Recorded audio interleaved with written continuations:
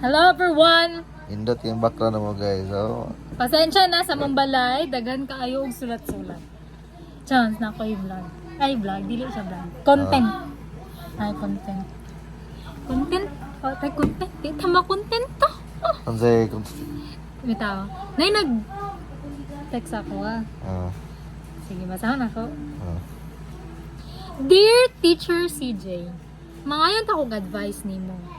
Nay nagutang sa ka worth 5K. Kaya daw ipalit og gatas. Moto akong gipautang, pero not knowing na iya day gitaya sa loto. After 2 days, iya gingon sa ako After 2 days daw niya gingon sa iya Excited siya. Pagkaingon niya. Nga daog daw siya og loto. Loan winner siya. So dako kaya yung kwarta. Since gamay raman ang 5K, ihadayon kong gibayaran. Teacher CJ, naaba ko'y karapatan na kwaon ang iyang nadaog since ako aman siya nagkuha pambayad sa loto. Di siya kadaog kung wala ko. Kasi may mayo buhaton. So first of all, ato ang answeron or ato ang tagan siya advice. First of all, dili ko teacher!